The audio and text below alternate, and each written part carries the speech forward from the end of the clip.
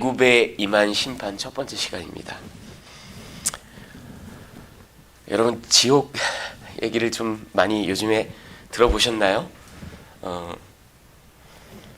자, 예전에도 한번 소개해드린 적이 있는데 지금 보시는 분은 케네스 칸처라는 하버드 대학 출신입니다. 하버드 대학 출신인데 복음주의 신학자입니다. 트리니티 에반젤리컬 디비니티 스쿨이라는 굉장히 복음주의적이고 아주 좋은 아주 탁월한 그런 세미너리가 있습니다. 거기에 학장을 무려 20년이나 하신 분이고, 일리노이 디어필드라는 곳에 가면 트리니티 컬리지라는 또 바이블 컬리지가 있는데 그 트리니티 컬리지에서는 총장까지 지냈던 분입니다. 그 성경의 무함을 확증했던 그런 아주 저명한 복음주의 신학자입니다. 자, 이분이 한 얘기를 들어보십시오. 내가 들은 지옥에 대한 마지막 설교는 나 자신이 한 것이었다. 그것조차도 거의 30년 전 일이다. 여러분, 이렇게 20세기 복음주의를 대표할 만한 아주 탁월한 설교자요 학자인데 30년 전에 들어본 게 다랍니다. 그것도 자기가 했답니다. 얼마나 안 한다라는 얘기예요.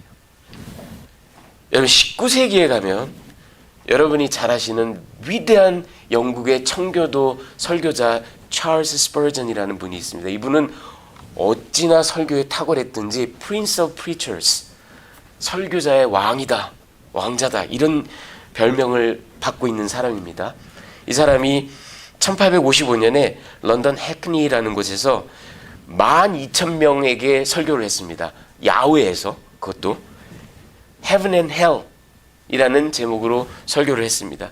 그 설교 다소 긴 본문인데 그 설교에서 이렇게 얘기했습니다. 어떤 목사들은 지옥을 아예 언급도 하지 않는다. 나는 한 목사가 회중에게 이렇게 말하는 것을 들은 적이 있다. 여러분이 코테이션입니다. 여러분이 주 예수 그리스도를 사랑하지 않는다면 여러분은 제가 지금 언급하기 곤란한 그런 장소로 보내질 것입니다. 자, 그 단순한 용어를 사용하지 않는다면 나는 단언컨대 이 설교자는 다시는 강단에 서서는 안 된다. 만약 내가 어떤 집이 불타는 모습을 보고, 또 코테이션, 제가 믿기로 지금 저편에서 연소작용이 진행되고 있습니다 라고 말한다면 어떻겠는가? 절대 그럴 수 없다. 나는 불이야 불이야 하고 외쳐야만 한다. 그래야만 모두가 내가 뭘 말하려고 하는지 알게 될 것이다. 여러분, 제가 무슨 말을 하려는지 이해가 가시죠? hell, 심판, 저주, 우리가 불이야 불이야 하는 것처럼 사실은 이야기해야만 되는데 19세기에도 더군다나 20세기 복음주의 기독교에서 더 이상 심판은 얘기하지 않습니다. 지옥은 얘기하지 않아요. 다 좋은 게 좋은 거. 너희는 사랑받기 위해서 태어났어. 복음은 좋은 소식이야. 그냥 믿고 복받고 구원받아. 이렇게 됐다라는 겁니다. 자, 여러분, 우리가 다시 출애굽기를 보는데 아시다시피 출애굽기는 이스라엘 민족에 대한 구속의 역사, 그리고 확대하면 우리의 구원의 역사이기도 합니다.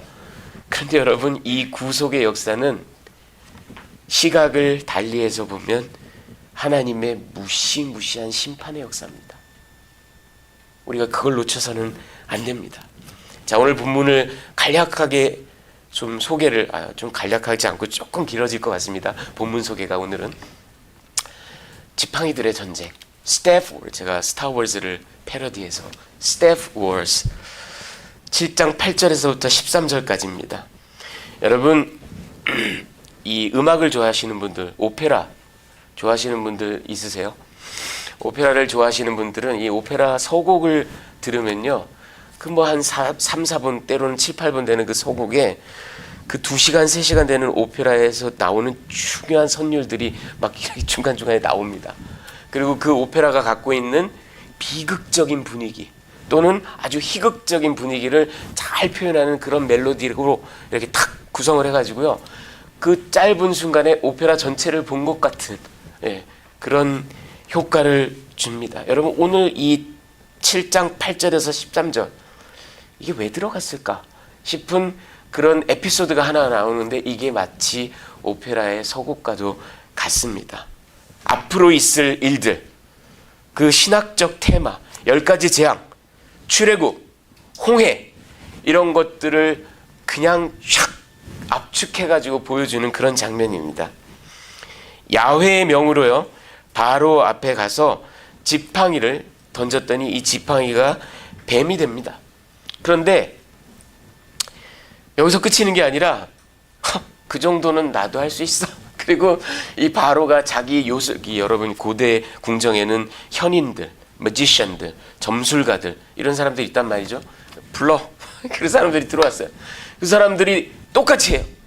지팡이를 탁 던지니까 딱 뱀이 돼요. 아, 봤지? 나도 이 정도는 해. 여러분 여기까지 보면 사자성어로 용호상박입니다. 예. 난형난제예요. 뭐 나도 그 정도는 할 수 있어. 우열을 가리기가 어려워요. 하지만 문제는 그 다음부터입니다. 자, 그런데 요걸 잠깐 여러분들 소개해 드릴게요.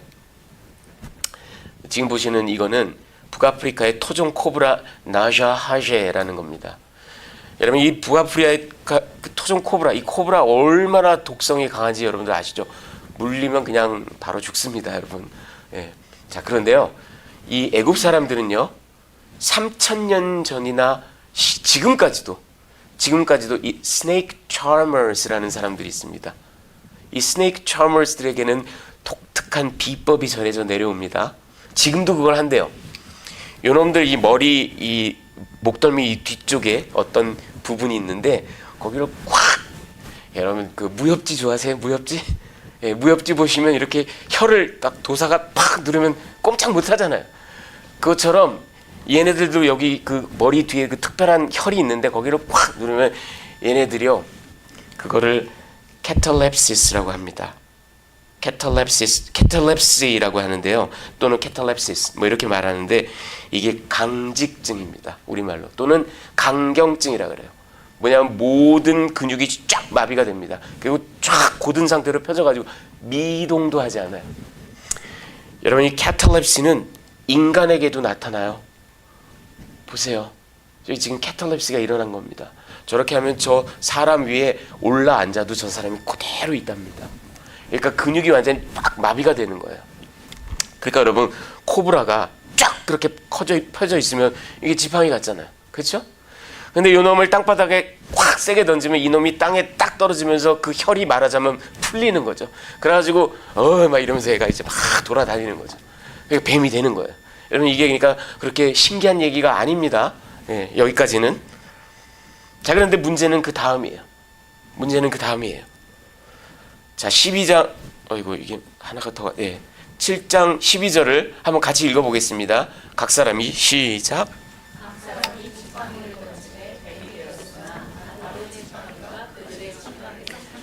아니 지팡이 같던 놈이 뱀이 되는 건 할 수 있다고요. 지금도 한다고요, 이 사람들이. 스네이크 차머스들이. 근데 아론이 던진 지팡이는 그게 아니었던 거예요. 이 요술사들이 한 지팡이, 뭐 사실은 뱀이었죠. 그 뱀을 그냥 다 통째로 집어 삼켜버립니다. 여러분 12장 12절로 가볼게요. 이것도 한번 같이 읽어보겠습니다. 내가 시작.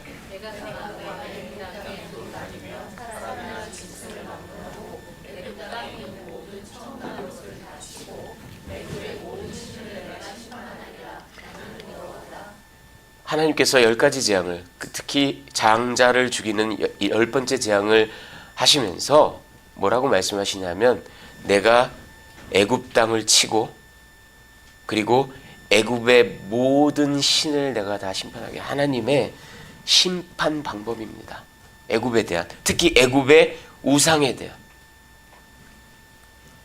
그리고 조금 더 올라가서 15장 12절을 한번 주께서 시작. 자, 이 15장 12절은 모세의 노래예요. 이 모세의 노래에 이런 구절이 나옵니다. 여기에 삼켰다라는 말이 나오는데, 여러분 아까 지금 7장 12절에서 아론의 지팡이가, 그 뱀으로 된 아론의 지팡이가 그 뱀들을 다 삼켰다 그랬죠. 이 히브리 성경에서 이게 발라라는 동사인데요, 이거는 딱 2번만 나옵니다. 이 아론의 지팡이 여기와 그 다음에 모세의 노래 15장 12절이에요. 근데 모세의 노래 15장 12절이 뭘 말하는 거냐 하면 그 애굽의 병사들이 막 잡아 죽이겠다고 따라오는데 홍해가 그걸 덮어버리죠. 수장시켜버리죠. 그거를 모세가 땅이 그들을 말라했다, 삼켰다, 이렇게 나중에 표현을 합니다. 자, 그러니까 여러분 지금 7장 12절에서 나타나는 이게 왜 들어갔을까? 궁정에서 이게 딴 게 아니라 애굽의 모든 신들을 내가 심판하겠다. 그 뱀들을 잡아먹잖아요. 그리고 이 삼켰다, 발라라는 동사가 딱 2번 사용되는데 히브리 성경 전체에서 이게 바로 애굽 병사들을 홍해가 삼켜버리는 거에 대한 프리뷰입니다. 예고편인 거예요. 그러니까 여러분 지금 이 장면이 10가지 재앙 그냥 나오면 될 것 같은데 이게 뭔가 싶죠? 이게 바로 오페라의 서곡입니다. 앞으로 있을 일을 아주 기가 막히게 요약해서 보여준 게 바로 이 오늘 궁정에서의 장면입니다. 자, 두 번째, 피로 변한 나일강 7장 14절에서 25절까지입니다. 이제부터 여러분 이제 10가지 재앙이 쫙 펼쳐지는데요. 10번째는 여러분 아시다시피 클라이막스, 장자의 재앙이죠. 근데 그 전까지 또 그거를 향해 막 이렇게 달려가는 9가지 재앙, 제가 여러분께 이 9가지 재앙을 일목요연하게 가르쳐 드리겠습니다. 아주 큐트한 그림이라서 좀 그렇긴 한데 제가 여러분 예담교회 개척하기 전에 6년 동안 칠드런 사역했거든요. 그래서 애들한테 이런 모습 보여주면 너무 큐트하게 그려져서 좀 그렇긴 하지만 보시죠 여러분, 나일강이 피로 변하고 개구리가 너무 귀엽게 나오죠. 개구리. 근데 실제로 그 재앙은 여러분 수십만 마리 수백만 마리 개구리가 침상까지 다 올라오는 거예요. 이가 나고. 자, 여러분 이거를 여러분 기억하시기 편하게. 근데 이거는 제가 크레딧을 받을 수가 없습니다. 이거는 LA의 온누리 교회에 담임하셨던 유진소 목사님이 이렇게 가르치셨어요. 자, 따라해 볼까요? 피게이 파축독 박매흑. 시작. 피게이 파축독 박매흑. 나일강이 피로 변하고 개구리가 들끓고 이가 나고 파리가 나고 가축이 다 죽고 독종이 나고 그 다음에 우박이 내리고 메뚜기가 막 몰려오고 그리고 흑암. 절대로 안 잊어버리시겠죠? 피게이 파축독 박매흑이에요. 자, 오늘은 그 가운데 이 첫 번째 3개, 피게이. 이게 무슨 고스톱 치는 것 같죠? 피게이. 피게이 얘기를 좀 하겠습니다. 자, 아론에게 명해서요. 지팡이를 들고 딱 치자 나일강이 온통 피로 변합니다. 온 애굽이, 나일강이, 그리고 고기가 막 다 죽어서 떠올라요. 악취가 납니다. 자, 그런데 요술사들, 궁정 요술사들이 우리도 좀 할 수 있는데, 그리고는 이제 물을 떠다 놓고 자기네도 뿅 하니까 이게 무슨 트릭을 썼겠죠. 무슨 트릭을 썼을 겁니다. 근데 우리 하나님께서 하신 건 스케일이 그 정도가 아니에요. 전 애굽의 그 큰 나일강이 모든 하수가 그냥 싹 다 피로 변한 겁니다. 근데 바로는 이 일에 관심을 갖지 않고 그냥 나 몰라라 하고 환궁을 합니다. 궁으로 돌아갑니다. 백성들은 난리가 났어요. 그래서 막 땅을 파가지고 우물물을 끄집어내서 물을 마시려고. 이 재앙이 7일간 갔습니다. 자, 여러분 지금 보시는 사람은 이 밀레도의 히크테이어스라는 사람입니다. 이 사람은 주전 6세기 사람이에요. 이 사람이 지리학의 아버지라고 불리는 사람입니다. 그리고 오른편에 보이는 사람은 저한테는 조상과도 같은 사람입니다. 헤로도투스. 역사학의 아버지라고, 한 세대 정도 뒤 사람인데 역사학의 아버지라고 불리는 사람입니다. 여러분 이 두 사람이 다 뭐라고 얘기를 했냐면 이집트는 나일강의 선물이다, 이렇게 얘기를 했어요. 여러분 이집트 고대 문명이 너무 찬란하게 꽃폈잖아요. 그렇죠? 근데 그게 다 나일강의 선물입니다. 여러분 이 나일강은요 주기적으로 범람을 합니다. 해마다 9월, 10월이 되면요 저 상류서부터 아주 질 좋은 흙을 막 이렇게 하류로 끌고 와가지고 얘네들이 다 토해내요. 강둑으로 다 토해내요. 9월달, 10월달에. 그러면 그 나일강 유역이 그냥 비옥한 땅으로 쫙 덮여요. 그러니까 거기에 그냥 갖다 뭘 심기만 하면 그냥 막 자라요. 그러니까 곡식이 풍부하죠. 그러니까 그것도 먹는 많은 또 짐승들이 나오겠죠. 그리고 뭐 철새들이 오죠. 그러니까 그것 잡아먹는 또 짐승들이, 거기는 완전히 그냥 이집트는 먹방 천지라고요. 예. 아무것도 안 해도 돼요. 그냥 9월달 10월만 되면 그냥 먹나 그래요. 그러니까 여기는 고대 문명이 찬란하게 일어날 수 있었던 건 이 바로 나일이라는 선물이에요. 이거 정말 기가 막힌 선물입니다. 자, 그러니 이 나일, 애굽 사람들은 나일이 자기네 젖줄이에요. 자기네 생명이에요. 예. 그러니까 이 나일을 얼마나 끔찍하게 섬겼겠어요. 자, 지금 보는 이 하피라는 신이 나일강의 신입니다. 저들이 숭배했던 나일강의 신이에요. 그리고 두 번째 보여드리는 이 그림은 오사이리스, 여러분 많이 들어보셨죠? 이 오사이리스라는 신은 내세를 주관하는 신입니다. 이집트의 가장 강력한 신 가운데 하나입니다. 그런데 이 오사이리스가 9월달, 10월달에 나일이 범람하게 하는 걸 관장하는 신이에요. 그러니까 이 나일은 하피, 그리고 오사이리스, 그리고 9월달, 10월달만 되면 이렇게 범람을 하는 이 풍요, 행복, 이 땅에서의 모든 부귀 영화, 잘 먹고 잘 살고, 이거의 완전히 결정판이 바로 나일입니다.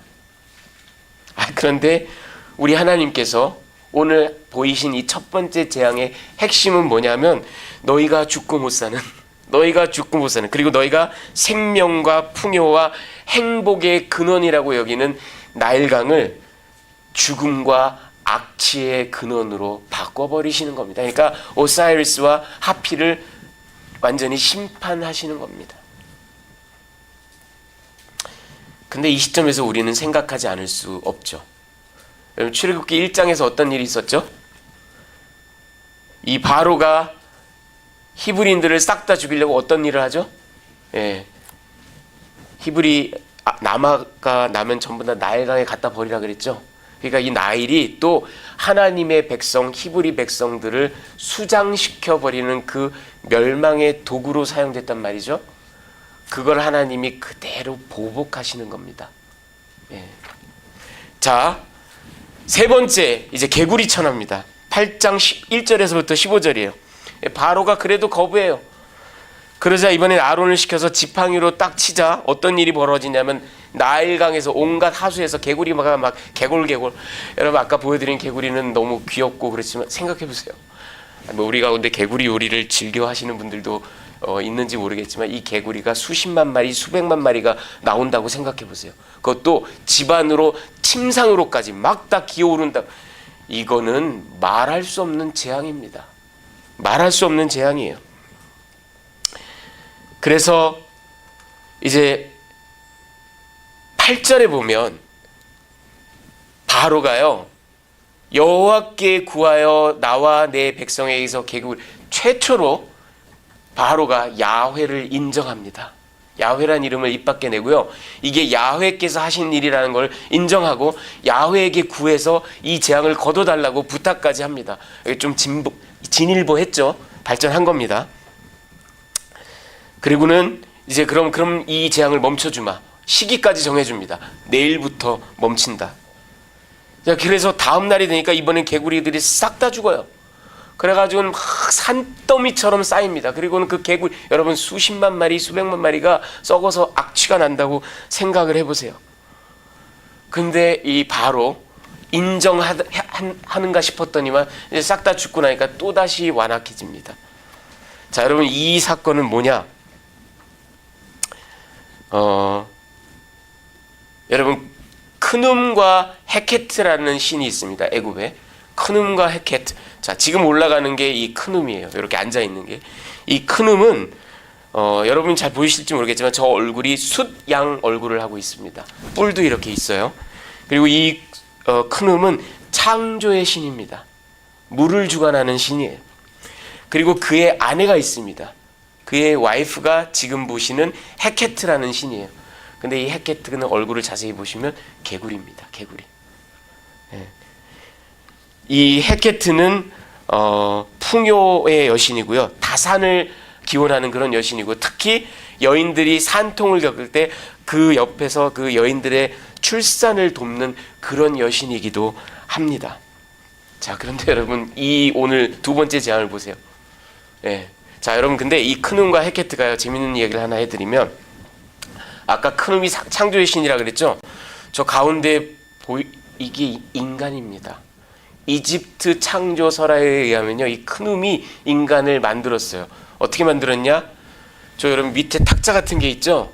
이게 여러분이 사랑과 영혼에서 도자기 굽는 거 아시죠? 그 탁자예요. 도자기 굽는. 그러니까 진흙으로 사람을 만들었습니다. 그리고는 그의 아내 헤케트가 거기에다 생명을, 여기서 많이 들어본 얘기 아니에요? 창세기에 하나님께서 흙으로 아담을 만드시고 코에 생기를 불어넣으시고 그대로 모방한 거죠. 예. 자, 그런데 이 헤케트, 말하자면 생명력을 불어넣어준 신, 그리고 풍요의 신, 다산의 신, 여인들이 아이를 낳을 때 그 옆에서 산통을 이렇게 진정시켜주고 출산을 돕는 그런 신이 바로 헤케트인데, 그 헤케트 얼굴을 한 개구리가 수십만 마리가 와가지고 다 썩어서 지금 산더미처럼 쌓여 있는 거예요. 하나님께서 지금 크눔과 헤케트를 작사를 내고 계시는 겁니다, 여러분. 바로 그들이 풍요와 다산의 신으로 여겼던 헤케트를 죽음과 부패의 신으로 전락을 시킨 겁니다. 자, 여러분, 우리는 이 시점에서 또 생각하지 않을 수 없죠. 출애굽기 1장에 보면 그 나일강에 던지라는 칙령 이전에 무슨 칙령이 있었죠? 산파들로 하여금 싹 다 죽이라 그랬죠. 남아들, 히브리 남아들을. 예, 그 산파의 신이 헤케트라 그랬잖아요. 그 산파의 신은 헤케트를 아주 그냥 요절을 내시는 겁니다. 여러분, 우리 하나님이 좀 뒤끝이 있는 것 같지 않으세요? 뒤끝이 아니라 우리 하나님은 잊지 않으시는 겁니다. 그대로 보복하시는 겁니다. 자, 그리고 오늘 세 번째 마지막이 이제 티끌이 이가 되는 거였는데, 아론이 지팡이로 땅에 티끌을 치니까 목이 이가 됐다 그랬는데, 이게 히브리어로 키님이라는 겁니다. 이 키님이라는 건 사실은 목이나 이를만을 이제 지정하는 게 아니라 이 사람이나 가축을 물 수 있는 모든 곤충을 키님이라고 합니다. 그래서 영어 성경에는 gnat 이렇게 번역을 했어요. 자, 여기에서는 주목할 게 이겁니다. 이 요술사들이 그동안에 자기네들도 뭔가 좀 흉내를 내고 그랬는데, 여기서부터는 이제 두 손 두 발 다 듭니다. 우리는 이제 못한다. 그리고 아닌 게 아니라 요술사들이 이때 이후로는 사라집니다.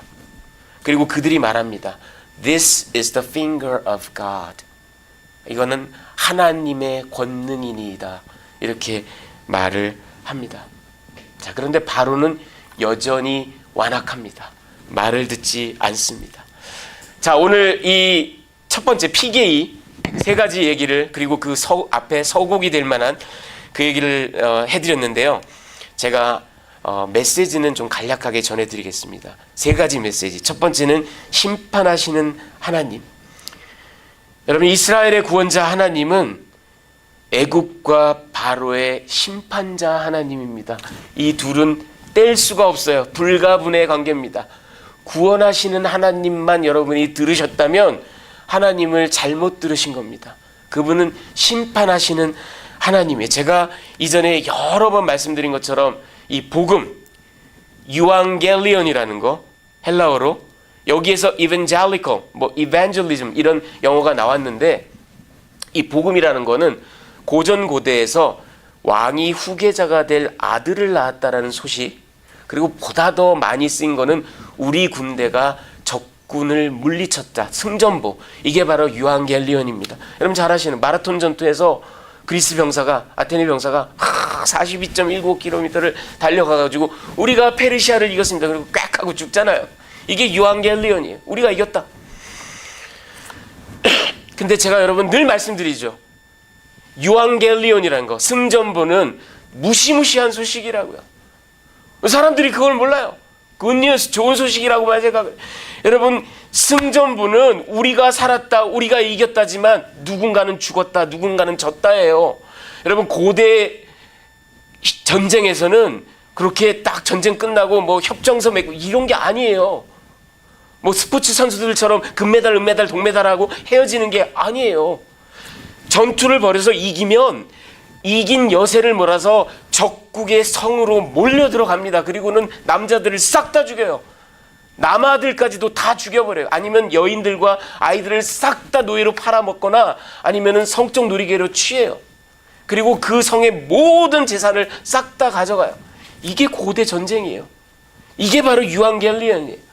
우리가 살았다는 소식은 누군가는 죽었다는 소식이에요. 여러분, 그래서 제가 베드로전서 2장을 강의할 때 복음이 양면성을 가지고 있다 그랬죠. good news지만 bad news예요. 그리고 terrific한 소식이기도 하지만 terrible한 소식이기도 합니다. 그리고 fantastic하기도 하지만 frightful한 소식이기도, 이게 바로 복음이에요. 그런데 오늘날 현대 기독교는 그냥 슈가코트해서 어떻게든 사람들이 많이 와야 되니까 복음의 진정한 국면을 다 풀어서 설명하지 않아요. 그런 소리, 에그머니나 망치케라. 왜 그런 얘기를, 왜 심판을 얘기할까? 그리고 교회를 다 떠나니까. 아까도 말씀드렸죠. 19세기의 스퍼전, 20세기의 칸처 같은 이런 기라성 같은 신학자들이 얘기하잖아요. 사람들이 지옥을 얘기하지 않는다고. 그런데 케네스 우드워드라는 그 캐톨릭 저널리스트입니다. 이 사람이 1989년에 저명한 뉴스위크에다가 이런 기고를 했습니다. 오늘날 지옥은 신학에서 금기어 H워드가 되었다. 여러분, 이게 무슨 말인지 아시죠? 미국에서 politically 아니면 racially correct 하려면은 쓰지 말아야 되는 단어들이 있죠. F워드 아니면 N워드 그렇게 얘기하죠. 마찬가지로 신학에서 H워드 그렇게 아무도 얘기하지 않는다라는 거예요. 하지만 여러분, 우리가 출애굽기를 다시 이제 들여다보는데 이스라엘에 대한 구원의 이야기는 세상에 대한, 애굽에 대한, 바로에 대한 하나님의 무시무시한, 가공할 만한 심판의 이야기도 하다라는 것을 잊지 마시기 바랍니다. 자, 두 번째 메시지는 이겁니다. 그런데 그 심판의 이유는 하나님을 인정하지 않는 거예요. 우리 7장 17절, 여호와가 이같이 이르노니 내가 이로 말미암아 나를 여호와인 줄 알리라. 강을 피로 변하게 하는 그 재앙을 하실 때 하나님께서 내가 이로 말미암아 나를 여호와인 줄 알리라. 그리고 8장 10절 한번 같이 읽어보겠습니다. 그가 이르되, 시작.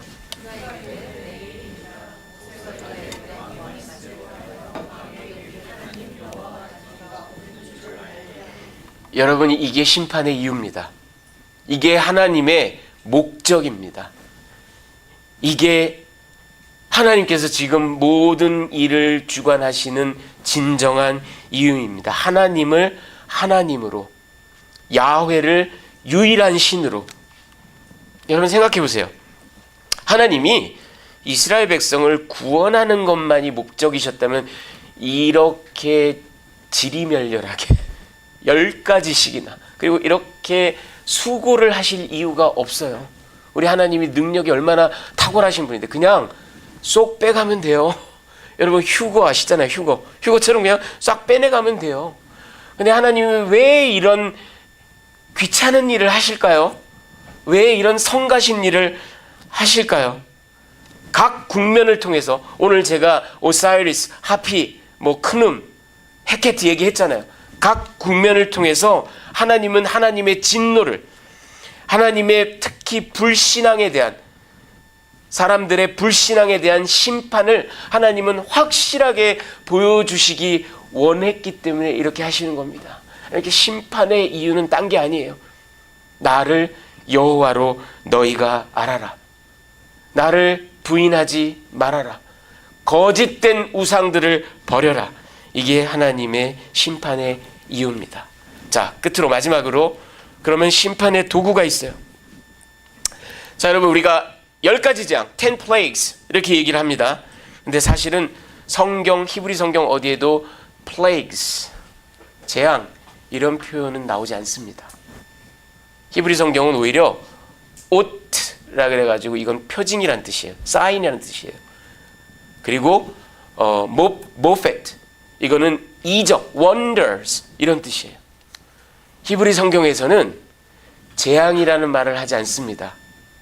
사인, 이적과 기사 이렇게 표현을 합니다. 제가 구절들을 싹 다 적어놨죠. 재앙이란 말은 나오지 않아요.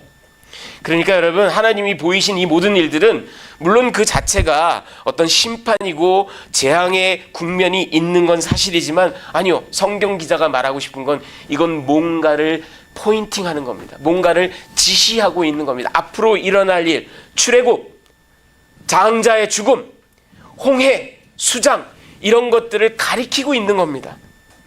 그러니까 10 plagues, 10가지 재앙이라는 말은 사실 우리가 널리 쓰기는 하지만 전혀 성경적인 표현은 아닙니다.